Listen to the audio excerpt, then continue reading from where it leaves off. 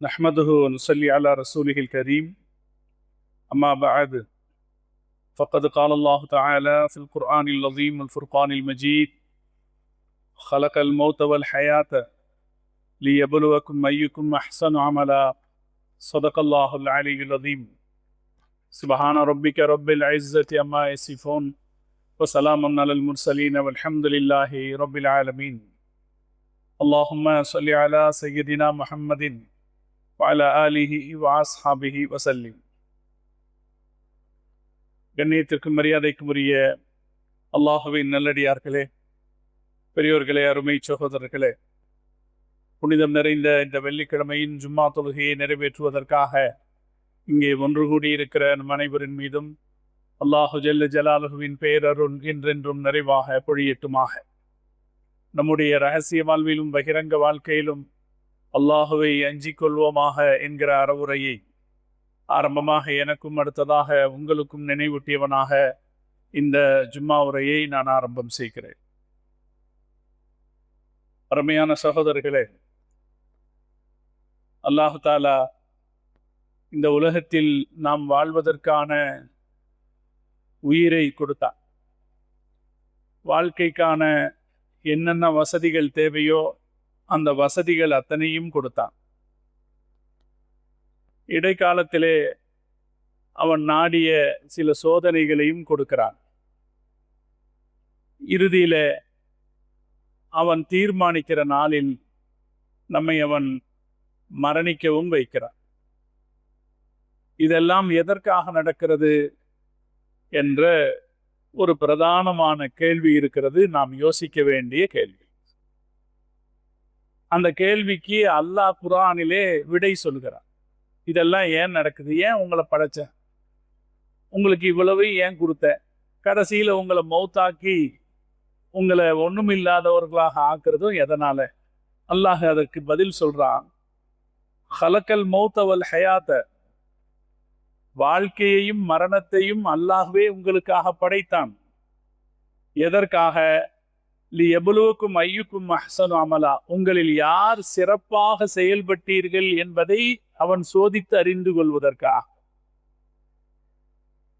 அப்ப கிடைச்சிருக்கிற இந்த வாழ்க்கைக்குள்ள யாரு சிறப்பா வாழ்ந்தாங்கன்னு அல்லாஹ் தெரிஞ்சுக்கிறதுக்காக இதையெல்லாம் அல்லாஹ் நமக்கு கொடுத்துருக்கான். வாழ்க்கையை கொடுத்துருக்கான், அதுல இருக்கிற வசதிகளை கொடுத்துருக்கான், இதுல ஏற்படுற சோதனைகள் எல்லாம் அல்லாஹ் கொடுத்தது நாம எவ்வளவு சிறப்பா செயல்படுறோமா என்பதை தெரிந்து கொள்வதற்காக. நாம உண்மையாளர்களாக வாழ்கிறோமா? உத்தமர்களாக வாழ்கிறோமா? நமக்கு அல்லாஹ் கொடுத்திருப்பதிலிருந்து பிறருக்கு உபகாரம் செய்யக்கூடியவர்களாக வாழ்கிறோமா? இல்ல நாம நம்முடைய நம்பிக்கையில் வஞ்சகர்களாக வாழ்கிறோமா? அல்லாஹ் நமக்கு கொடுத்ததை நமக்குன்னு மட்டும் வச்சுக்கிட்டு பிறருக்கு தராத கஞ்சர்களாக வாழ்கிறோமா? நாம் பாவம் செய்த பாவிகளாக வாழ்கிறோமா என்பதை சோதித்து தெரிந்து கொள்வதற்காக இந்த வாழ்க்கையை அல்லாஹ் நமக்கு கொடுத்திருக்கிறார். அல்லாஹ் நமக்கு தந்திருக்கிற ஒவ்வொரு அம்சத்திலும் நாம் சிறப்பாக செயல்பட நல்ல நசீபை அல்லாஹ் நமக்கு தர வேண்டும். நாம யோசிக்க வேண்டியது என்னன்னா, நாம ஈடுபடுகிற ஒவ்வொரு காரியத்திலும் நாம் சிறப்பாக செயல்பட வேண்டும். அல்லாஹுக்கு மாறு செய்கிற காரியங்களை விட்டு கூடுமான வரை விலகி நிற்க வேண்டும். அல்லாஹ்வுக்கு கட்டுப்பட்டு வாழ்கிற வாழ்க்கைன்னு ஒரு வாழ்க்கை இருக்கு இல்லையா? அந்த வாழ்க்கையில அஹ்ஸனு அமலா, சிறப்பாக மிக சிறப்பாக செயல்படுகிறீர்களா என்று அறிந்து கொள்வதற்காக என்று அல்லாஹ் சொல்றானே. இப்ப நம்ம எப்படி இருக்கணும்? மிக சிறப்பாக செயல்படுபவர்களாக இருக்கணும் அப்படின்னு தீர்மானிச்சுக்கணும். அல்லாஹ் தௌஃபீக் செய்வானா. ஒரு ரமலான் முடிஞ்ச காலம், நம்ம ரமலான்ல நிறைய நல்ல அமல்களை செய்து ஓரளவு பரிபக்குவப்பட்டிருக்கிற நேரம், நம்முடைய மனசும் நம்மளுடைய நடைமுறைகளும் வாழ்க்கையும் ஓரளவில் ஈமானிய வழியில இருக்கிற சந்தர்ப்பம். இந்த சந்தர்ப்பத்துல அல்லாஹ் தருகிற இந்த வழிகாட்டுதல் சிறப்பானது. என்னன்னா, நாம சிறப்பா செய்யணும் எல்லா காரியத்தையும். தொழுகிறோமா? எல்லாரும் தொழுகிறோம். நம்ம தொழுகையை சிறப்பா தொழுபவர்களாக இருக்க வேண்டும். அல்லாஹ் தௌஃபீக் செய்வானாக. ஒது செய்கிறோம், அவசர கதியில ஒது செய்கிற போது அதில் சில அவயவங்களை சரியாக கழுது விடாமல் போய்விடலாம். அப்ப நாம இனி முடிவு செஞ்சிடணும், நான் ஒது செய்யும் போது சிறப்பா ஒது செய்யணும். மார்க்கம் என்ன சொல்லுது? ஒரு ரகாத்து மிஸ் ஆகுனா கூட பரவாயில்லை, நீங்க நிம்மதியா ஒது செய்துட்டு கம்பீரமா நடந்து வந்து இமாம் கூட ஜமாத்துல சேர்ந்துக்குங்க. இப்படிதான் மார்க்கம் நமக்கு சொல்லுது. அவசரப்பட்டு ஒலுவ அறகுறையா செஞ்சு அலங்கோலமா நடந்து வந்து ஜமாத்துல சேர்வதை மார்க்கம் ஏற்றுக்கொள்ளல. ஒலு செய்யறோமா, அதை ஒலு சிறப்பா செய்வோம். தொழுகிறோமா, தொழுகிற தொழுகை அழகான தொழுகையாக இருக்கட்டும். பார்ப்பவர்களுக்கு நாம் தொழுகிறோம் என்று தெரியட்டும். நம்மள சில பேர் தொழுறது உண்டு, கையை கட்டினோன்னு தாடியை சொரிகிறது, தலையை சொரிகிறது, சும்மா ட்ரெஸ்ஸில் சரி பண்ணிக்கிட்டே இருக்கிறது. பார்க்கும்போது பார்வையாளர்களுக்கு இவர் தொழுகிறாரா வேடிக்கை காட்டுறாரான்னு ஒரு சந்தேகம் வந்துடும். அப்படி எல்லாம் இருக்குமா இல்லைங்களா? அப்படி இல்லாமல் தொழுகையை பயபக்தி மிக்க தொழுகையாக ஆக்கிக் கொள்வோம். அது தொழுகையை சிறப்பா தொழுகிறது. நம்முடைய முன்னோர்கள் அதற்கு நிறைய வழிகாட்டினாங்க. ஆசைப்பட்டு தொழுகிறது. தொழுகைய கடமைக்கு தொழுகிறது இல்லை, ஆசைப்பட்டு தொழுகிறது. ரசூல் ஸல்லல்லாஹு அலைஹி வஸல்லம் அவர்கள் சொன்னார்கள், ஹுப்பிப இலைய மினத் துன்யா, உங்களுடைய இந்த துன்யாவிலிருந்து எனக்கு பிடிச்சது 3 விஷயம்தான். ஒண்ணு அந்நிசா, பெண்கள். 2வது அத்தீபு, வாசனை பொருள்கள். 3வது அஸ்ஸலா, தொழுகை. ஸல்லல்லாஹு அலைஹி வஸல்லம் அவர்கள் அடுத்து சொன்னார்கள், வஜுஇலத்து குர்ரத்து ஐனி ஃபிஸ்ஸலா, எனது கண்குளிர்ச்சியை அல்லாஹ் தொழுகையில் வச்சிருக்கான். இப்ப நான் தொழுகிறதுக்கு நிற்கும் போதுதான் எனக்கு சந்தோஷம், மகிழ்ச்சி எல்லாம் வருது அப்படின்னு ரசூலுல்லாஹ் சொன்னாங்க. அப்படி நினைக்கிற ஒரு ஆளுடைய தொழுகை எப்படி இருக்கும்? அல்லாஹு அக்பர்னு தக்பீர் கட்டி நிற்கும் போது அந்த தக்பீர் கட்டி நிக்கிற நிலை, அதுக்கப்புறம் நம்ம ஓதுறமே அந்த வஜ்ஜஹத்து ஓதுறமே, நாம பெரும்பாலும் இதனுடைய அர்த்தங்களை தெரியாம இருக்கோம். ஒரு தடவையாவது அதனுடைய அர்த்தத்தை படிச்சு பார்த்துட்டா இந்த வஜ்ஜஹத்தினுடைய கருத்தாழம் நமக்கு அவ்வளவு ஆழமானது. அல்லாஹ்வுக்கு முன்னால சரண்டர் அப்படிங்கிற அர்த்தம் தான் வஜ்ஜஹத்தினுடைய அர்த்தம். வஜ்ஜஹத்து வஜ்ஹிய லில்லதி ஃபதரஸ் ஸமாவாதி வல் அர்த ஹனீஃபன், வானங்களையும் பூமியையும் படைத்த அல்லாஹ்வின் முன்னிலையிலே தூய்மையாக நான் என்னை ஒப்படைத்துக் கொள்கிறேன் என்கிற அந்த வாசகம். அப்ப இப்படி தொழுகைக்கு நிற்கும் போது அந்த தொழுகை எப்படி இருக்கும்? ஒரு சிறப்பான தொழுகையாக இருக்கும். சராசரி தொழுகையாக இல்லாமல் சிறப்பான தொழுகையா இருக்கும். அப்ப நம்ம தொழுதோம்னா அந்த தொழுகையை சிறப்பாக்கிக்கணும். நம்முடைய முன்னோர்கள் தொழுகையை சிறப்பாக்கிக்கிறதுக்கு நிறைய வழிவகைகளை கையாண்டார்கள். தொழுகையில பயபக்தியோடு இருக்கிறதுன்னு மட்டும் இல்லை, இந்த ஃபர்லான தொழுகைக்கு கொடுக்கிற முக்கியத்துவத்தை பல இடங்கள்ல வெளிப்படுத்தினாங்க. அதி இப்னு ஹாத்தம் ரஹ்மத்துல்லாஹி அலைஹி அவர்கள் சொல்வார்கள், மா உகீமத்து ஸலாத்து முந்து அஸ்லம்து இல்லா வஅனா அலா வுதுஇன், நாம் முஸ்லிம் ஆனதிலிருந்து இகாமத் சொல்லும் போது நான் வுதுவோட இருப்பேன். தொழுகைக்கு அவர் கொடுத்த முக்கியத்துவத்தை அவர் சொல்றாரு. நான் முஸ்லிம் ஆனதிலிருந்து இகாமத் சொல்லும் போது வுதுவோட இருப்பேன். அப்ப அது அவருடைய தொழுகை எப்படி இருந்திருக்கும் பாருங்க. சயீத் இப்னுல் முஸையப் ரஹ்மத்துல்லாஹி அலைஹி, மதீனா கண்ட மகத்தான இஸ்லாமிய ஹதீசுக்களை அறிஞர். அவர் சொல்றாரு, மிகப்பெரிய பேரறிஞர். அவர் சொல்றாரு, முஅத்தின் பாங்கு சொல்லுகிற போது 30 வருஷமா முஅத்தின் பாங்கு சொல்லும் போது நான் பள்ளிவாசலில் இருப்பேன். நம்முடைய முன்னோர்கள் கடைபிடித்த இந்த சிறப்பம்சங்கள் எல்லாம் நமக்கு ஒரு வழிகாட்டுதல். இந்த கடமையை நாம எவ்வளவு சிறப்பா செய்யணும். ஒரு உதாரணத்துக்கு சொல்றேன், இதுல மட்டும் இல்ல, ஒவ்வொரு விஷயத்திலையும் ஜகாத்து கொடுக்கிறோமா, ஜகாத்தை சிறப்பா கொடுக்கறது. ஜகாத்தை ஏதோ நமக்கு தோணுன மாதிரி ஏதோ ஒரு அளவு காசுக்கு நிர்ணயிச்சு இந்த காசு நம்ம கொடுப்போம், இந்த வருஷம் ஒரு 10,000 கொடுப்போம், அதுக்கு அடுத்த வருஷம் இன்னொரு 2,000 சேர்த்துக்குவோம் அப்படின்னு இல்லாம ஜகாத்தை கரெக்டா கணக்கு பண்ணி சரியா யார்கிட்ட கொண்டு போய் கொடுக்கணுமோ, எப்படி கொண்டு போய் சேர்க்கணுமோ அப்படி கொண்டு போய் சேர்த்து கொடுக்கறது. இது ஜகாத்தை சிறப்பா கொடுக்கறது. அதே போல ஹஜ்ஜு செய்யும் போதும் ஹஜ்ஜு சிறப்பான ஹஜ்ஜாக ஹஜ்ஜை நிறைவேற்று.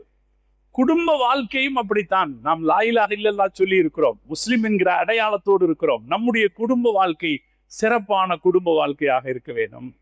இப்படி ஒவ்வொரு அதே போல வியாபாரம், நம்முடைய வியாபாரம் சிறப்பான வியாபாரமாக இருக்க வேண்டும்.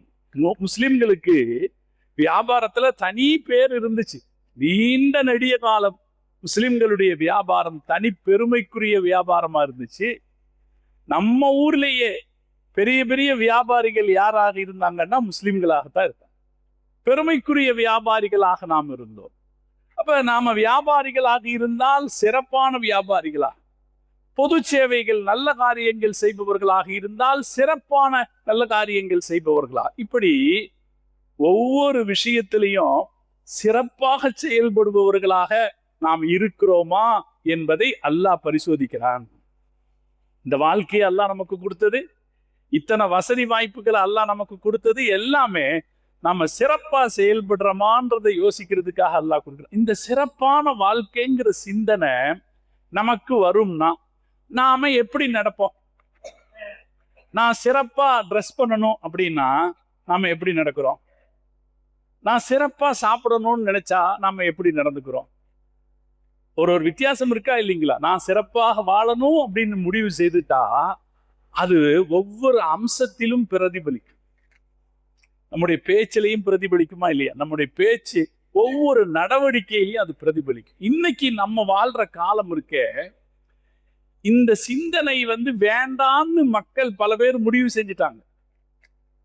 எதுக்கு சிறப்பாக வாழ்றது? நம்ம எப்படி வேணுமானாலும் வாழ்ந்துட்டு போலாம், எப்படி வேணுமானாலும் வாழ்ந்துட்டு போலாம். ஒரு சின்ன உதாரணம் சொல்றேன் உங்களுக்கு, அரசியல் சார்ந்த ஒரு விஷயம். போன வாரமும் கூட இதை பத்தி நம்ம பேசுவோம். அமெரிக்கா ஈரான் மேல சண்டை தொடுத்திருக்கு. சண்டை ஆரம்பிக்கிறதுக்கு முன்னாடியே அரபு நாடுகள்ல இருக்கிற அவர்களுடைய போர் வீரர்களையும் தளவாடங்களையும் அவங்க திருப்பி எடுத்துட்டு போயிட்டாங்க. அரபு நாடுகள்ல எல்லா அரபு நாட்டிலையும் அவங்களுடைய தளம் இருக்கு. அங்க ஏராளமான வீரர்களை வச்சிருக்காங்க, அவங்களுடைய ஆயுதங்களை வச்சிருந்தாங்க.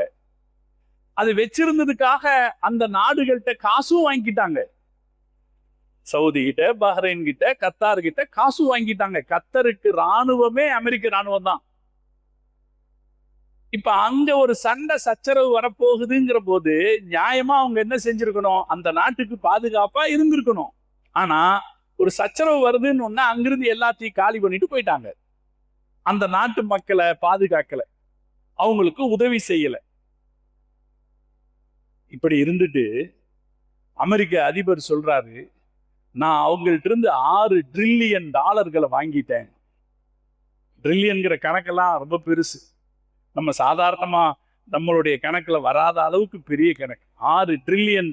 கத்தர்ல இருந்து 2 ட்ரில்லியன், சவுதியில இருந்து 2 ட்ரில்லியன், ஐக்கிய அரபகத்திலிருந்து 2 ட்ரில்லியன் அப்படின்னு $6 ட்ரில்லியன் ஐ பாட், நான் வாங்கிட்டேன்னு சொல்ற. அப்படி சண்டையில அவங்களுக்கு எந்த உதவி ஒத்தாசையும் செய்யல, அவங்கள சிக்கலுக்கு உள்ளாக்குனதே இவரு தான். இவங்க இல்லைன்னா அங்க சிக்கல் இல்லை. சிக்கலுக்கு உள்ளாக்கி அவங்கள தவிக்க விட்டுட்டு அவங்கள்ட்ட இருந்தே காசு புடுங்குறாங்க. புடுங்கிட்டு அதை உலகத்துக்கு பகிரங்கமா சொல்ல முடியுது அப்படின்னா இது என்ன மனுஷ வாழ்க்கையினுடைய தரம்? யோசிக்கிறோம். இந்த காசுனுடைய தரம் என்னங்க? எரியிற வீட்டுல கொல்லி பிடுங்குற மாதிரின்னு தமிழ்ல ஒரு பழமொழி இருக்கு. அந்த மாதிரி தானே வேலை. இப்படி இது பகிரங்கமா செய்யறாங்க. இப்ப அவங்களுக்கு எல்லாம் என்ன இல்லைன்னு அர்த்தம்? வாழ்க்கையில ஒரு வேல்யூ, வாழ்க்கையை பற்றிய ஒரு மதிப்பு இல்லைன்னு அர்த்தம். அந்த காசு $6 ட்ரில்லியன் அப்படின்னா கூட அது ஒரு திருட்டு காசு தான் இல்லையா? அல்லது ஒரு வழிப்பறி கொலை செஞ்ச காசு தான். நீங்க காஷ்மீரில் இருக்கிற மக்கள், அங்க இருக்கிற கொஞ்சம் மக்கள் சேர்ந்து ஈரானில் பாதிக்கப்படக்கூடிய மக்களுக்காக 17 கோடி ரூபாய் சேர்த்திருக்காங்க. அதுல ஒரு அம்மா ஒரு கோழி கொண்டு வந்து கொடுக்கு. நம்ம பள்ளிவாசலுக்கு கொடுப்பாங்களா இல்லையா? கோழி, ஆடு கொடுக்குற மாதிரி ஒரு கோழி கொண்டு வந்து கொடுக்கு. ஒரு அம்மா கம்மல் கொண்டு வந்து கொடுக்குது. ஒரு அம்மா ஒரு மோதிரத்தை கொண்டு வந்து கொடுத்து, இத்தனை காலமா என் கணவருடைய ஞாபகமா இந்த மோதிரத்தை வச்சிருந்தேன், அதை நான் இப்ப ஈரான்காரங்களுக்காக கொண்டு வந்து கொடுக்குறேன்னு சொல்லி கொடுத்துருக்கு. ஒரு 17 கோடி ரூபாய் சராசரி சாமானிய மக்கள் கொடுத்த காசு. இதனுடைய மதிப்பு எப்படிப்பட்டது? ஆனா இவர்களுடைய பார்வையில், இந்த அரசியல்வாதிகளுடைய பார்வையில் 6 டிரில்லியன் என்பது பெருசு, 17 கோடிங்கிறது சின்னது. இயல்பாக ஈமான் நமக்கு கற்றுக் கொடுக்கிறது என்ன? எது உண்மையான காசோ, எது நல்ல காசோ அது மதிப்பிற்குரியது. எது அபகரிக்கப்பட்ட அடுத்தவனுடைய இடமிருந்து நிர்பந்தமாக பறிக்கப்பட்ட காசோ அது நஜீஸுக்கு சமமானது. இல்லையா? இதுதானே நம்ம மார்க்க கத்துக் கொடுக்கிறது. வாழ்க்கையில இன்னைக்கு ஒரு சாராருக்கு சிறப்பு அப்படிங்கிறதே வேண்டான்னு ஆயிப்போச்சு. அதெல்லாம் தேவையில்லை. காசோட வாழ முடியுதா, அதிகாரத்தோட வாழ முடியுதா, இப்படி ஊர்க்காரங்களை மிரட்டி வாழ முடியுதா, அது பெருசு என்று நினைக்கிற சூழ்நிலை உருவாகி கொண்டிருக்குது. இதிலிருந்து மாறி நின்று சிறப்பான வாழ்க்கை வாழ வேண்டும் என்று கற்றுத்தருகிற, தொடர்ந்து வலியுறுத்துகிற ஒரு மார்க்கம் நம்ம மார்க்கம். ஒவ்வொரு இடத்திலையும் நாம சிறப்பா வாழணும் அப்படின்னு சொல்லி கொடுக்கிற மார்க்கம் நம்ம மார்க்கம். அதுக்கான வழிவகைகளை சொல்லி கொடுக்கிற மார்க்கம் நம்ம மார்க்கம். எந்தெந்த விஷயத்துல எப்படி எப்படி சிறப்பா வாழ்றதுங்கிறத நம்ம மார்க்கத்தை மாதிரி வேற யாரும் சொல்லி தந்திருக்க முடியாது. ஹசரத் அபூபக்கர் சித்திக் ரலியல்லாஹு தஆலா மனித குலம் கண்ட மகத்தான மனிதர், மனித குலம் கண்ட மகத்தான பெருமனிதர், நபிமார்களுக்கு அடுத்து இஸ்லாமிய நம்பிக்கையில் பரிசுத்தமானவர், போற்றுதலுக்குரியவர் ஹசரத் அபூபக்கர் சித்திக் ரலியல்லாஹு தஆலா. அவங்க ஒரு செய்தி சொன்னாங்க. 7 விஷயங்களை 7 விஷயத்தாக நாம் சிறப்பாக்கி கொள்ளலாம் சொன்னாங்க. முதல்ல நிஅமத்து, அல்லாஹ் நமக்கு நிஅமத்து கொடுத்திருக்கான்னு வைங்களேன். இந்த நிஅமத்தை சிறப்பானதாக்கிக்கிறதுக்கு வழி என்ன? நமக்கு அல்லாஹ் நிஅமத்து கொடுத்திருக்கானா இல்லையா? மூச்சு விடுறோம், அல்லாஹ் கொடுத்த நிஅமத்து.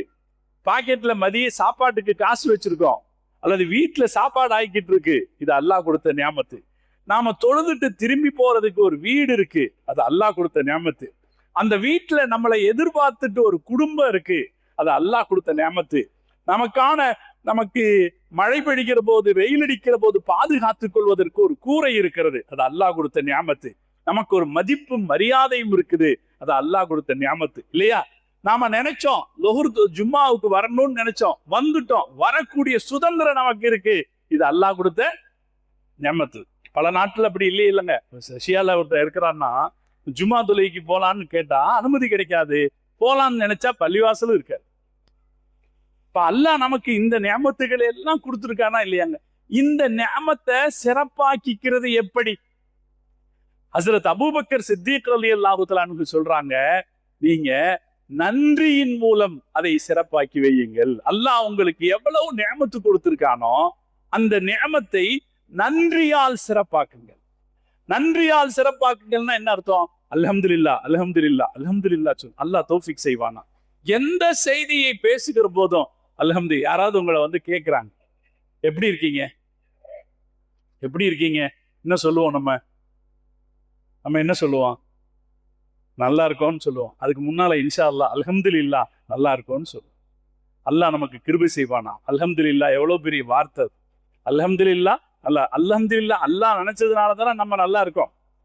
அல்லாஹ் நினைக்கிறதுனால தானே நம்ம நல்லா இருக்கோம். அல்லாஹ் நமக்கு உதவி செய்யலாட்டி நாம எப்படி இருப்போம்? இப்ப அதனால இனிமேல் நம்ம யாரும் கேட்டா அல்ஹம்துலில்லாஹ், போன்ல கூட கேட்பாங்க, எங்க எப்படி இருக்கீங்க? அல்ஹம்துலில்லாஹ் நல்லா இருக்கும். கேட்பாங்களா இல்லையாங்க? இப்படி அல்ஹம்துலில்லாஹ் சொல்லி பழகிட்டா ஒரு நாள்ல எத்தனை அல்ஹம்துலில்லாஹ் சொல்லிடுவோம். நல்லா இருக்கீங்களா? அல்ஹம்துலில்லாஹ் நல்லா இருக்கும். அதே போல சாப்பிட்டீங்களா? அல்ஹம்துலில்லாஹ் சாப்பிட்டோம். அதே போல அல்ஹம்துலில்லாஹ் சரியான நேரத்துக்கு வந்துட்டோம். ஒரு கல்யாணத்துக்கு போறோம் அல்லது ஒரு ரயிலை பிடிக்க போறோம், அல்ஹம்துலில்லாஹ் சரியான நேரத்துக்கு வந்துட்டோம். அதே போல எத்தனை குழந்தைங்க இருக்காங்க? அல்ஹம்துலில்லாஹ் 3 குழந்தைங்க இருக்காங்க. படிச்சிருக்கீங்களா? அல்ஹம்துலில்லாஹ் நான் டிகிரி வாங்கியிருக்கேன். அல்லாஹ் நமக்கு தந்திருக்கிற ஒவ்வொரு நிஅமத்துகளையும் நீங்கள் சிறப்பாக்கி கொள்வதற்கான வழி என்ன? அபூபக்கர் சித்திக் ரலியல்லாஹு தஆலா கற்றுத் தருகிறார்கள். அல்ஹம்துலில்லாஹ் சேர்த்து சொல்லுங்க, அல்ஹம்துலில்லாஹ்வை சொல்லிக்கிட்டே இருங்க. எந்த நிமிஷத்தில் வேண்டுமானாலும் அல்லாஹ் கொடுத்திருக்கிற இந்த நிஅமத்து நம்மை விட்டு பறிபோவதற்கு வாய்ப்பு இருக்கிறது. இருக்கா இல்லையாங்க? நம்ம நரம்பு ஒரு சின்ன சுளுக்கு, நரம்பில் ஏற்படுகிற ஒரு சின்ன சுளுக்கு நம் வாழ்க்கையை முடமாக்கி விடுகிற ஆபத்து இருக்கிறது. நாம் ஈடுபட்டிருக்கிற ஒரு சின்ன வியாபாரம் தடம் மாறுகிற போது, நேற்றுக்கு பாருங்க 10 லட்சம் கோடிகள் ஷேர் மார்க்கெட்ல நஷ்டம் ஏற்பட்டு விட்டதுன்னு சொல்றான். அதனால் பலருக்கு நிமிஷ நேரத்துல பணக்காரங்களா இருந்தவங்க சாதாரண நிலைக்கு கீழே இறங்கி வந்துடுறாங்க. இப்படி ஏற்படுவதற்கான ஆபத்துகள் இருக்கிற சூழ்நிலையில நாம நியாமத்தை அனுபவித்துக் கொண்டிருக்கிற ஒவ்வொரு சந்தர்ப்பத்திலும் அந்த நியாமத்தை அழகுபடுத்துவது எப்படின்னா, அல்லாஹ்வுக்கு நன்றி சொல்லி அந்த நியாமத்தை அழகுபடுத்தும். நான் ஏற்கனவே உங்ககிட்ட ஒரு செய்தி சொல்லியிருக்கேன். உஸ்தாத் ஒருத்தர், அவர் ஒரு நிகழ்ச்சிக்கு போறார். போனா அந்த நிகழ்ச்சிக்கு ஒரு பெரிய பணக்காரர், அந்த ஊர்ல இருக்கிற ஒரு பெரிய பணக்காரர், அவரை நம்பி ஒரு 100 குடும்பம் வாழுது. அவ்வளவு பெரிய பணக்காரர், ஒரு பெரிய தொழிலதிபர். அவரை அறிமுகப்படுத்துறாங்க ஹசரத் கிட்ட. பொதுவா நிகழ்ச்சி நடத்துறவங்களுக்கு இந்த மாதிரி முக்கியஸ்தர்கள் ஒரு முக்கிய தேவையாக இருக்கும். அவர்கிட்ட கொண்டு போய் அறிமுகப்படுத்தினா ஹசரத் ஒரு 2 நிமிஷம் கூட பேசல, டக்குன்னு திரும்பி வந்துட்டார். நிகழ்ச்சிக்காரங்களுக்கு, ஏற்பாடு செய்தவங்களுக்கு அது ஒரு ஏமாற்றமா இருக்கு. அவர்கிட்ட ஏன் ஹசரத் ஒரு 5 நிமிஷம் பேசி இருக்கலாமே அப்படின்னு ஒரு ஏமாற்றம். அவர்கிட்ட கேட்குறாங்க, ஹசரத் என்ன அப்படி விட்டுட்டு வந்துட்டீங்க அவரை? இப்போ ஹசரத் சொல்றாரு, அவரை பார்த்தேன், நீங்க எல்லாம் அறிமுகப்படுத்தி வச்சதுனால எப்படி இருக்கீங்கன்னு கேட்டேன். எப்படி இருக்கீங்கன்னு கேட்டா ஏதோ நடக்குது அப்படின்னு சொல்றாரு. நீங்க அறிமுகப்படுத்தும் போது என்ன சொல்லி அறிமுகப்படுத்துறீங்க? இவரை நம்பி ஒரு 100 குடும்பம் ஆளுதுன்னு சொல்லி அறிமுகப்படுத்துறீங்க. அந்த அளவுக்கு அல்லாஹ் அவரை வசதியா வச்சிருக்கான். ஒரு அல்ஹம்துலில்லாஹ் சொல்லாதவங்க கூட நான் ஏன் பேசிக்கிட்டு நிக்கணும்? இவ்வளவு இருந்தும், இவ்வளவு கிடைத்திருந்தும் ஒரு அல்ஹம்துலில்லாஹ் சொல்லாதவரோடு நான் ஏன் பேசிக்கொண்டு? சகோதரர்களே, அல்ஹம்துலில்லாஹ் நிஅமத்தை சிறப்பாக்கி வைக்கும். நிஅமத்து பெற்றுக்கொண்டவர்களை சிறப்பாக்கி வைக்கும். கார்ல ஏறி உட்காரும் போது ஒரு அல்ஹம்துலில்லாஹ், வண்டியில ஏறி உட்கார்ந்த உடனே ஒரு அல்ஹம்துலில்லாஹ் அல்லாஹ் அக்பர் சொல்லுவோம். காரணம் என்ன? வண்டியில ஏறி உட்கார்ந்த உடனே சுப்ஹானல்லதி சஹ்ஹரலனா ஹாதா வமா குன்னா லஹு பிமுக்ரின் ஓதுறமா இல்லீங்களா? இதை எனக்கு கொடுத்த, இதை எனக்கு வசப்படுத்தி கொடுத்த அல்லாஹ்வுக்கு அல்லாஹ்வே புகழ், பரிசுத்தமானவன் சொல்லி ஓதுறோம்.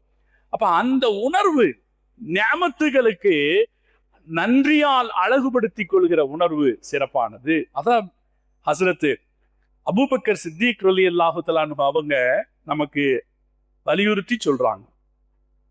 இன்னொரு விஷயம் இருக்கு, அல்ஹம்துலில்லாஹ் சொல்லலேன்னு வைங்களேன், எவ்வளவு பெரிய நிஅமத்து இருந்தாலும் அது சிறப்பா அமையாது.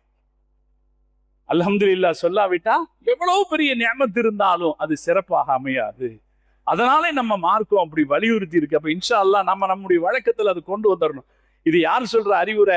அபூபக்கர் சித்திக் ரலியல்லாஹு தஆலா அன்ஹு சொல்ற அறிவுரை. உங்களுக்கு நிஅமத்து கிடைச்சிருக்கா? அந்த நிஅமத்தை நீங்க எப்படி சிறப்பாக்கி வைங்க? அல்ஹம்துலில்லாஹ் சொல்லி சிறப்பாக்கி வையுங்க. அதே போல ஹசரத் 2வது ஹசரத் அபூபக்கர் சித்திக் ரலியல்லாஹு தஆலா அன்ஹு சொன்னாங்க, சோதனைகளை பொறுமையால் சிறப்பாக்குங்கள். மனுஷ வாழ்க்கையில சோதனை இல்லாம இருக்காது. காசு பணத்துல சோதனை, ஆரோக்கியத்துல சோதனை, பிள்ளைங்களால சோதனை, குடும்ப உறவுகள்ல ஏற்படுகிற சிக்கலால சோதனை, யாரால் ஏற்படுகிற அவமரியாதையால சோதனை, அல்லது நமக்கு இயல்பாக சில நேரங்கள்ல மனக்கவலைகள் இருக்கும். காரணமே தெரியாது, காரணமே தெரியாம சில மனக்கவலைகள் இருக்கும். இப்படி பல சோதனைகள் வரும். அந்த சோதனைகள் வரும்போது சிறப்பாக வாழ்வதனுடைய அடையாளம் என்ன? தளர்ந்து போவதல்ல, பதட்டம் அடைவதல்ல, பொறுமையாக இருப்பது. ஹசரத் அபூபக்கர் சித்திக் ரலியல்லாஹு தஆலா அன்ஹு சொல்றாங்க, பொறுமையாக இருப்பது. மார்க்க அறிஞர்கள் சொல்லுவாங்க, ஒரு சோதனை நடந்த பிறகு 3வது நாள் எப்படி நடந்துக்குவீங்களோ அதே போல முதல் நாள் நடந்துக்குங்க. ஒரு சோதனை, ஒரு வீட்டுல ஒரு இழப்பு, ஒரு உயிரிழப்பு ஏற்பட்டுருச்சுன்னு வைங்க. உயிரிழப்பு ஏற்பட்ட உடனே ஃபர்ஸ்ட் நாள் என்ன செய்வாங்க? கதறி துடிப்பாங்க. சில நேரத்துல தேவையில்லாததெல்லாம் பேசிடுவாங்க.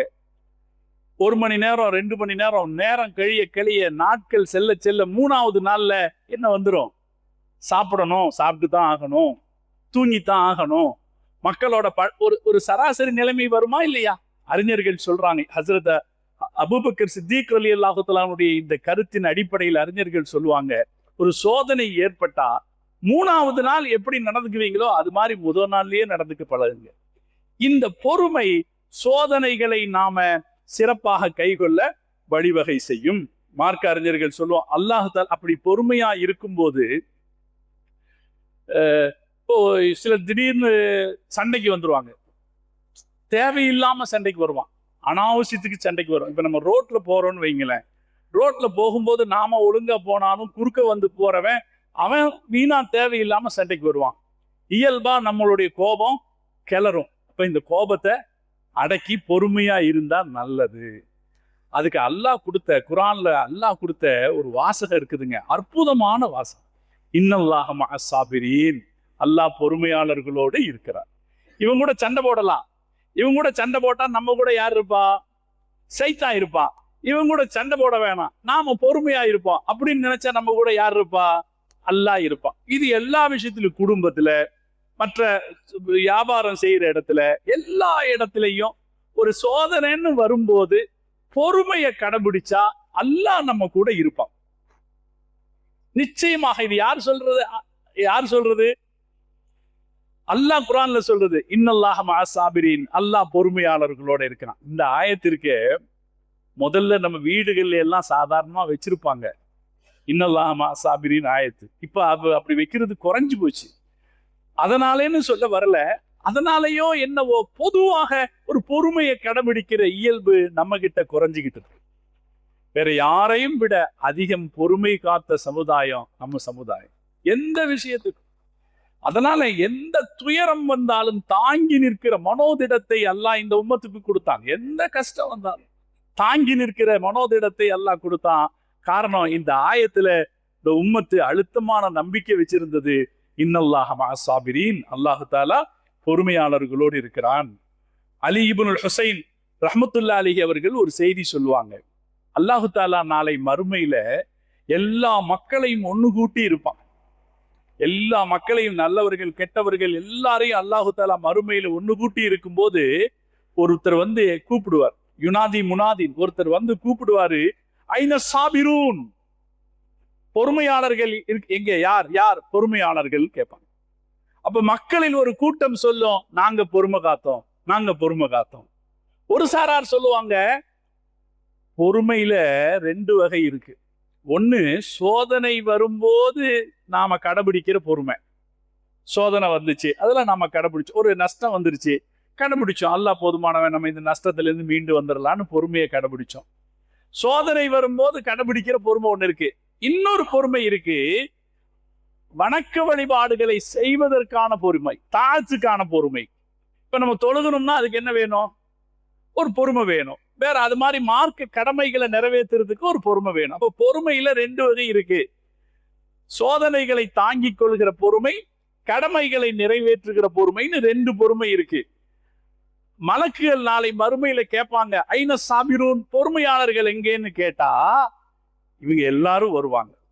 வந்து சொல்லுவாங்க, நாங்க அல்லாஹ் எங்களுக்கு கொடுத்த சோதனைகளை பொறுமையா கையாண்டோம்.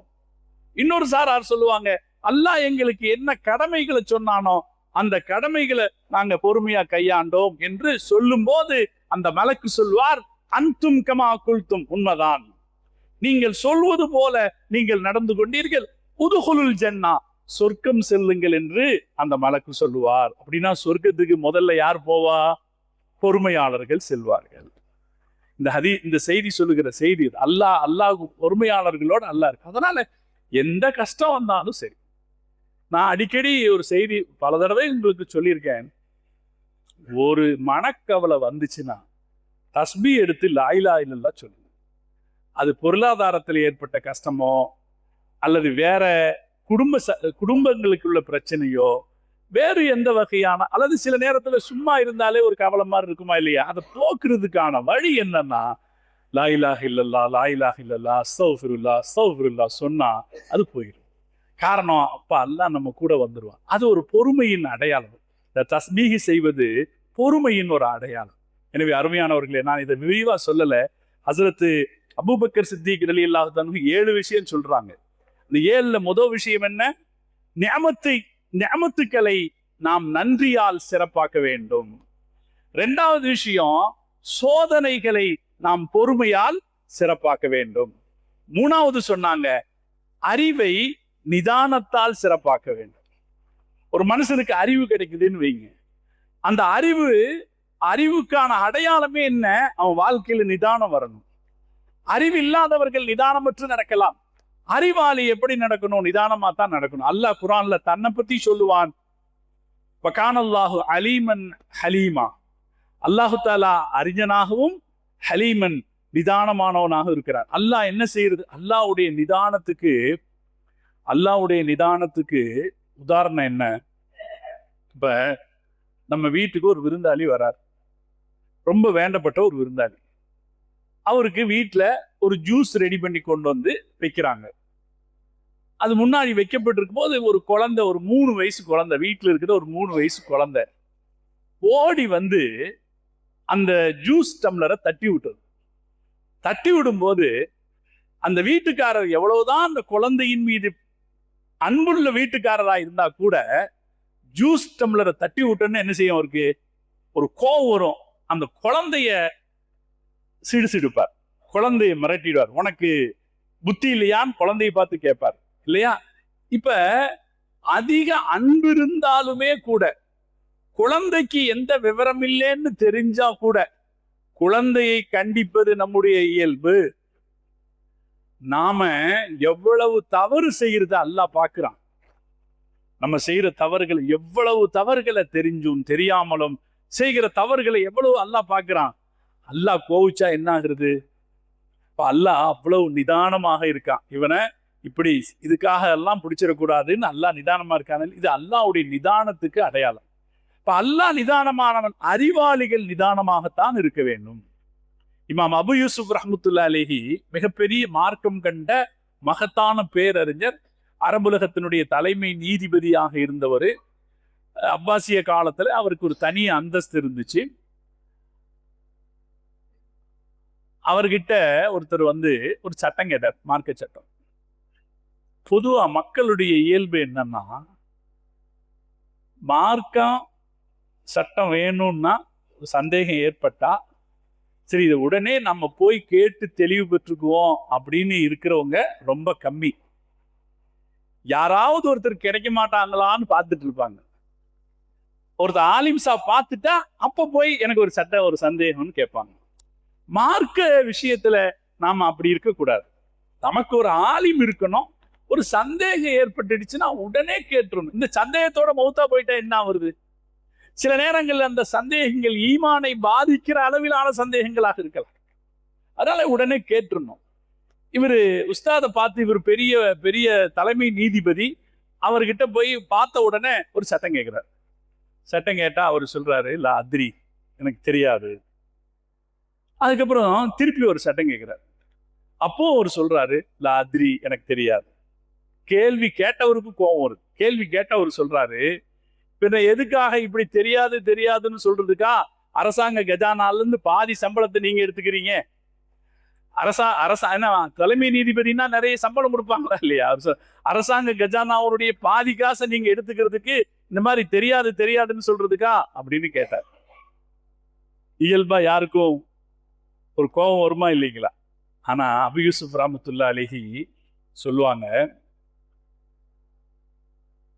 பொதுவாக உலமாக்கள் கடைபிடிக்கிற இயல்பு இது.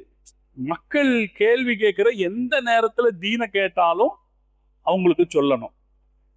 அதே நேரத்துல தெரியலன்னா தெரியாதுன்னு சொல்லிடணும். தெரியலன்னா எதையாவது சொல்லி சமாளிக்கிறாங்கிறத சொல்லக்கூடாது. இது அல்லாஹ்வோட தீனு. இது உங்க வீட்டு என் வீட்டு தீன் கிடையாது, இது அல்லாஹ்வுடைய தீனு. அதனால அவர் எனக்கு தெரியாதுன்னு சொல்லாரு. ஆனா இவர் கோவிச்சோன்னு இமாம் அபு யூசுப் சொன்னாங்க, எனக்கு எது தெரியுமோ அதுக்கான சம்பளம் தான் எனக்கு கொடுக்குறாங்க. எனக்கு தெரியாததுக்கெல்லாம் சம்பளம் கொடுக்கணும்னா இன்னும் 3 நாள் கஜானா வேணும். அவ்வளவு விஷயம் எனக்கு தெரியாது அப்படின்னு அவர் நிதானமா பதில் சொன்னாருன்னு ஒரு செய்தி. அது நமக்கு தருகிற செய்தி என்னன்னா, அறிவு படைத்தவர்கள் நிதானமாக நடந்துக்கணும். அது அறிவை சிறப்பாக்கி வைப்பது எதுன்னா நிதானமாக நடந்து கொள்ளுதல். அதற்கு அடுத்து ஹசரத் அபூபக்கர் சித்திக் ரலியல்லாஹு தஆலா அவர்கள் 4வதா சொல்லுவாங்க, கல்வி கற்கக்கூடிய மாணவர்களுக்கு சிறப்பு என்னன்னா அவங்க இயலாமையை வெளிப்படுத்துவது. எல்லாருக்கும் இது பொருந்தும். நம்ம எல்லாருமே மாணவர்கள் அல்லது மாணவர்களாக இருக்கிறவங்களுக்கு பொருந்தும். மாணவர்களாக இருக்கும் போது எல்லாம் எனக்கு தெரியும்னு நினைக்க கூடாது. படிக்கிற காலத்திலேயே எல்லாம் எனக்கு தெரியும்னு நினைக்க கூடாது. எனக்கு தனக்கு தெரியாத மாதிரியே இருந்து கொள்ளணும். அப்பதான் நிறைய விஷயங்களை கத்துக்கொள்றதுக்கான வாய்ப்பு கிடைக்கும். இப்ப மாணவர்களை புத்திசாலித்தனத்திற்கான அடையாளம் என்னன்னா, இயலாமையை வெளிப்படுத்துவது. எனக்கு அதிகமா தெரியாது என்று நினைப்பவர்களே அதிகம் படித்துக் கொள்வார்கள். ஏன்னா இதெல்லாம் எனக்கு தெரியும்னு நினைச்சுட்டா அதுக்கு மேல படிக்கிறதுக்கான வாய்ப்பு இல்லை. அதனாலதான் வயசு 50க்கு மேல தாண்டும் போது அந்த பருவம் எப்படிப்பட்ட பருவம்னா, இயலாமை வந்துருச்சு. ஆனா அதை ஒத்துக்கிறதுக்கு மனசு வராது. அறிஞர்கள் சொல்லுவாங்க, இப்போ உங்களுக்கு ஒரு விஷயம் தெரியும், உங்க மகன் அப்பா உனக்கு இது தெரியுமா அப்படின்னு கேட்டா, போடா அதெல்லாம் எனக்கு அப்பவே தெரியும்னு சொல்லாதீங்க. ஏன்னா அவனுக்கு புதுசா ஏதாவது ஒரு விஷயம் தெரிஞ்சிருக்கலாம். இப்போ உங்களுக்கு உங்களுடைய 50 வயசு அனுபவத்துல தெரியாத ஒரு விஷயம் உங்களுக்கு புதுசா தெரிஞ்சிருக்கலாம். கேட்டுக்குங்க. ஒருவேளை உங்களுக்கு தெரிந்ததையே அவர் திருப்பி சொல்வாரானாலும் அது உங்களுக்கு நன்மையானதாகத்தான் இருக்கும். கல்வியை திருப்பி கேட்டுக்கொள்வதால் எந்த நஷ்டமும் நமக்கு ஏற்பட்டுவிட போவதில்லை. அதனாலே மாணவ இயல்பு படிக்கிற பிள்ளைங்களா இருந்தா அவங்களுக்கு எந்த டீச்சர்கிட்டையும் எந்த ஆசிரியர்கிட்டையும் தன்னை மேலா காட்டிக்கிற ஒரு சிந்தனை படிக்கிற போது கூடாதுங்க. அது எந்த பள்ளிக்கூடமா இருந்தாலும் சரி. ஏன்னா எந்த மாணவர் தன் உஸ்தாதிடத்திலே பெருமையை காட்டுவாரோ அவர் இல்மின் வெளிச்சத்தை இழந்து விடுவார், கல்வியின் வெளிச்சத்தை இழந்து விடுவார். அதனால பள்ளிக்கூடம் அப்படிங்கிறது பணிஞ்சிடிக்க வேண்டிய இடம். இப்ப நான் சொன்னனே, இமாம் அபு யூசுப் ரஹ்மத்துல்லாஹி அலைஹி இஸ்லாமிய பேரரசாங்கத்தினுடைய தலைமை நீதிபதியாக இருந்தாருன்னு சொன்னேன். இவர் யாருடைய காலத்துல இருந்தாரு? ஹாரூன் ரஷீத் அரசருடைய காலத்துல இருந்தார். ஹாரூன் ரஷீத் நீங்க எல்லாம் கேள்விப்பட்டிருப்பீங்க. நான் அடிக்கடி உங்களுக்கு சொல்றது, நீங்க உங்களுடைய செல்போன்ல தேடி பாருங்க, ஹாரூன் ரஷீத் எவ்வளவு பெரிய அரசர் அப்படிங்கிறது தெரியும். 1,50,00,000 கிலோமீட்டர்களை ஆட்சி செய்த ஒரு அரசர். அவர் தான் நியமிச்சிருக்கிறாரு அபு யூசுப் ரஹ்மத்துல்லாஹி அலைஹி. ஆனா அவர்கிட்ட நிற்கும் போது கையை கட்டி தான் நிற்பார். பேரரசர் இமாம் அபு யூசுப் ரஹ்மத்துல்லாஹி அலைஹிக்கு முன்னாடி நிற்கும் போது கையை கட்டி நிற்பாரு. காரணம், அவரிடத்திலிருந்து அவர் கல்வி பயின்றிருக்கிறார். எனவே நான் எந்த நிலையில் இருந்தாலும் எனது ஆசிரியர்களை பொறுத்து நான் எப்படித்தான் கீழே தான் அப்படிங்கிற இயலாமை மனோபாவம், எனக்கு தெரியாது, எனக்கு அவ்வளவா தெரியாது என்கிற மனோபாவம் மாணவ பருவத்தின் சிறப்பு. ஹஸரத் உமர் ரலியல்லாஹு தஆலா அன்ஹு அவங்க சொல்லுவாங்க, லா யதஅல்லமுல் இல்ம முஸ்தஹியன் வலா முதக்கப்பிரன். யார்கிட்ட தற்பெருமை இருக்கோ அவர் கல்வி கத்துக்கவே முடியாது. எனக்கு எல்லாம் தெரியும்னு நினைக்கிறவங்க கல்வி கத்துக்கவே முடியாது என்று சொல்வார். எனவே 4வது இயல்பு சிறப்பு, படிக்கிற பிள்ளைங்கள்ட்ட என்ன சிறப்பு அப்படின்னா, எனக்கு ஒன்றும் தெரியல அப்படின்னு நினைக்கிற ஒரு பணிவும் இயலாமையும் படிக்கிறவர்களுக்கு சிறப்பு. 5வதாக ஹஸரத் அபூபக்கர் சித்திக் ரலியல்லாஹு தஆலா அன்ஹு அவர்கள் சொல்வார்கள், உபகாரத்தின் சிறப்பு சொல்லி காட்டாமல் இருப்பது.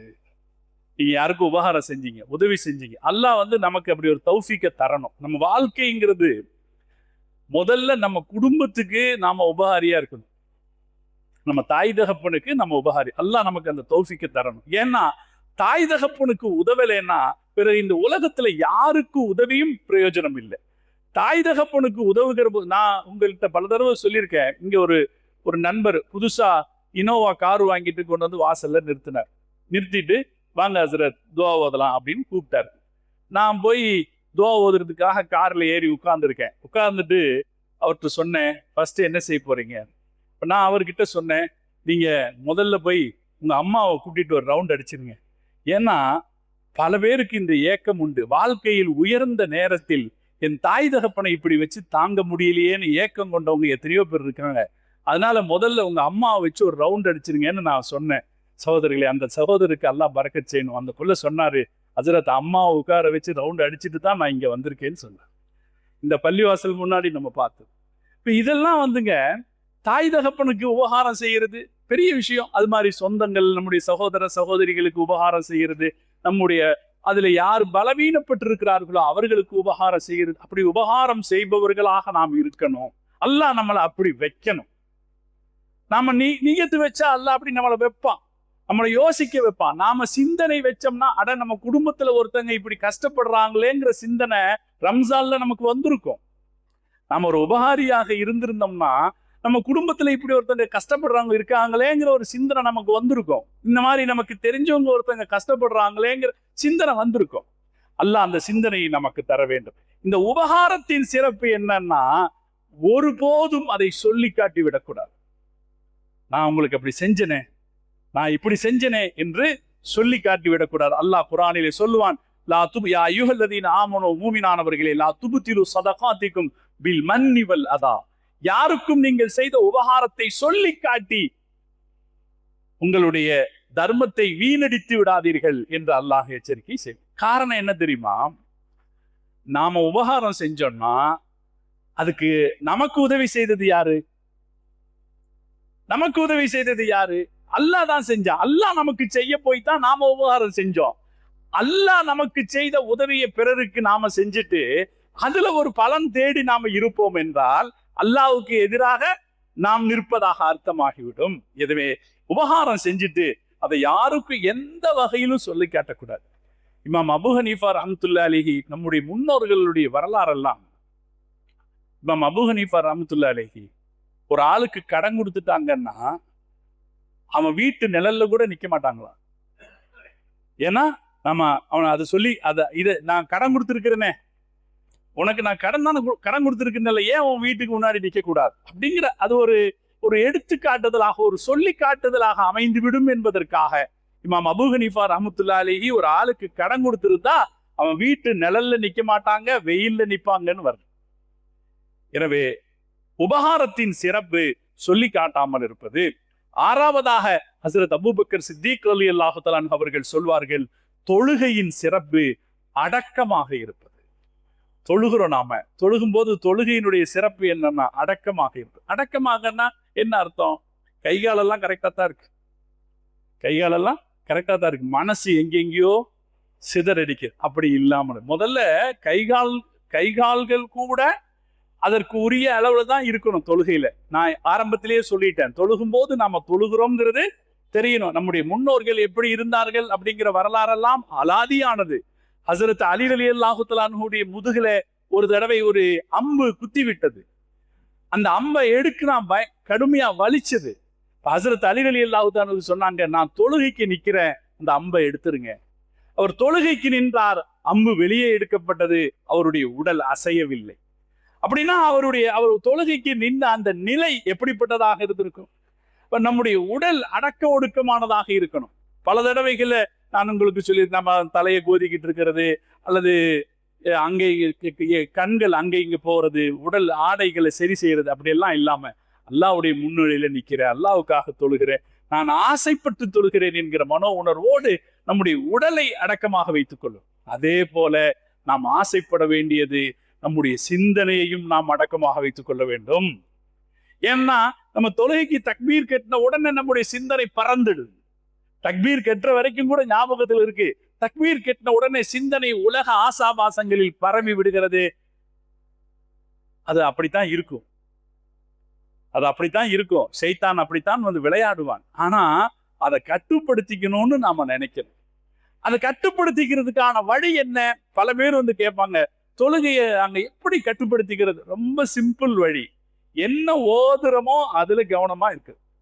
சஜதா செய்யும் போது சுபஹான ரப்பியல் அலா வ பிஹம்திஹி, சுபஹான ரப்பியல் அலா வ பிஹம்திஹின்னு நான் ஓதுறேங்கிற விஷயத்துல கவனமா இருக்க பழகிட்டோம்னா தொழுகையில மாற்று சிந்தனை வருவது தடைபட்டு விடும். அதே போல இமாம் ஓதுகிறாரோ ஓதலையோ, நாம் இமாம் ஓதுகிற நேரத்தில் அவருடைய ஓதுதலை கவனமாக இருப்பது, அல்லது நாம் ஓதுகிற விஷயத்தில் கவனமாக இருந்து பழகுவோம் என்றால் நமக்கு பிற சிந்தனைகள் இல்லாமல் நம்முடைய தொழுகையை பாதுகாத்துக் கொள்ளலாம். தொழுகையினுடைய அழகு என்ன? அபூபக்கர் சித்திக் ரலியல்லாஹு தஆலா அன்ஹு அவர்கள் சொல்கிறார்கள், அடக்கமாக தொழுவது. ஏழாவது அபூபக்கர் சித்திக் ரலியல்லாஹு தஆலா ஒரு விஷயம் சொன்னாங்க, அல்லாஹ்வை பயப்படுறதனுடைய சிறப்பு இயல்பு என்ன? அல்லாஹ்வை சிறப்பா பயப்படுறதுன்னா என்ன? அல்லாஹ்வை பயப்படணும். நம்ம எல்லாரும் அல்லாஹ்வை பயப்படுறோமா இல்லையா? கண்டிப்பா அல்லாஹ்வை பயப்படுறோம். அல்லாஹ்ன்ற சொல்ற ஒரு இடத்துல உடல் சிலிர்க்காம நமக்கு இருக்காது.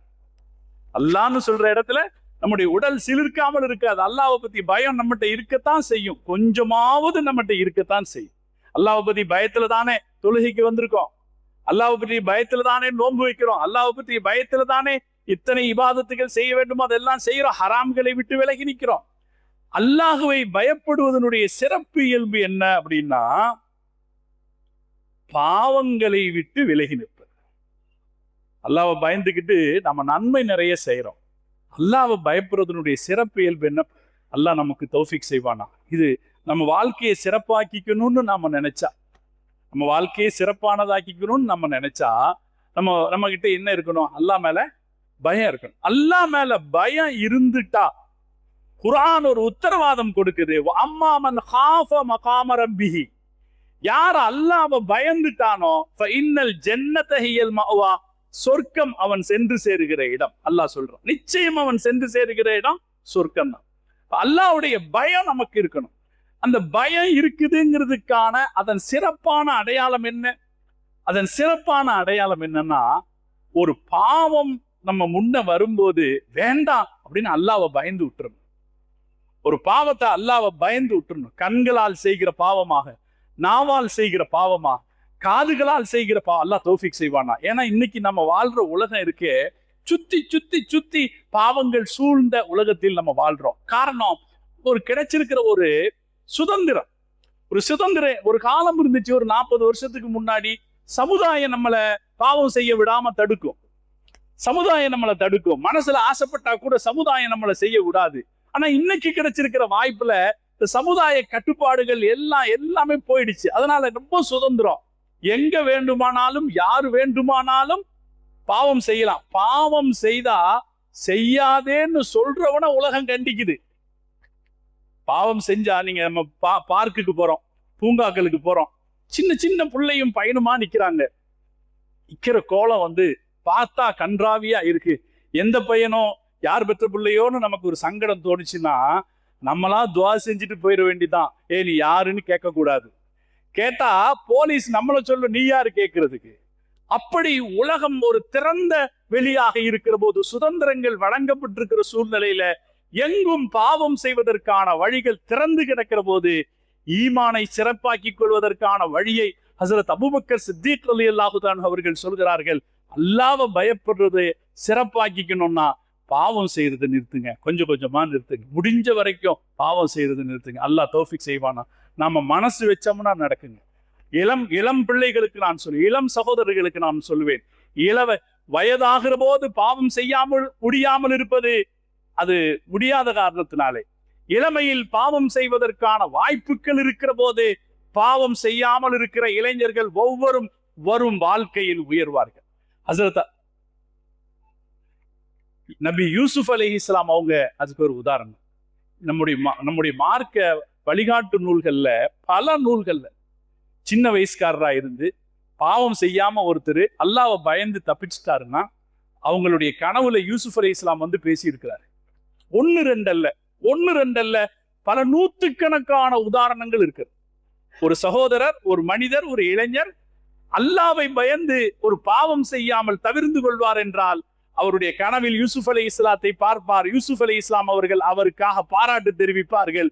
உனக்கு நல்ல நிலை ஏற்படும் என்று சொல்வார்கள். அவர் நல்ல நிலையை அடைவார். எனவே இளமை காலத்தில் இருக்கிற இளைஞர்களுக்கு ஒரு அருமையான வாய்ப்பு இருக்கிறது. வாழ்க்கையில பாவம் செய்யறது கொஞ்ச நேரம் சுகம்தான்.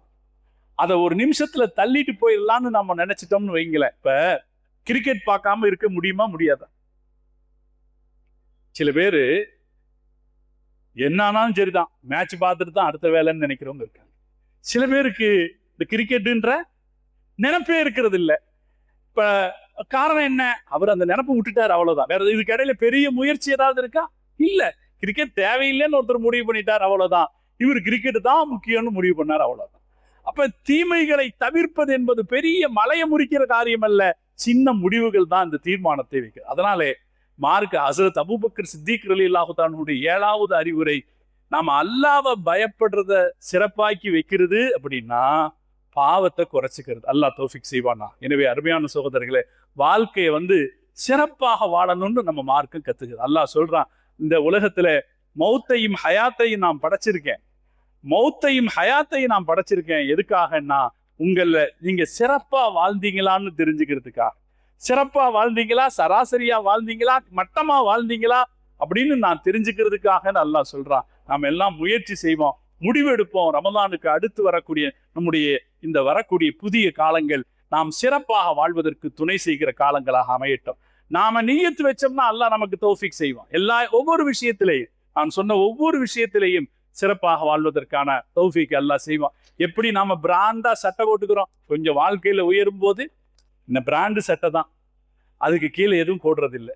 சப்பல் இந்த பிராண்டு சப்பல் தான், அதுக்கு கீழே எதுவும் போடுறதில்லைன்னு ஒரு தீர்மானம் எடுத்துக்கிட்டா அது நம்மளுடைய வாழ்க்கையை அழகுபடுத்துதா இல்லைங்களா? அதே போல என் வாழ்க்கையை நான் இப்படி சிறப்பாக்கிக் கொள்வேன் என்று ஒரு தீர்மானம் எடுத்துக்கொள்வோம் என்றால் நிச்சயம் நம்முடைய வாழ்க்கையை அழகு வரும்.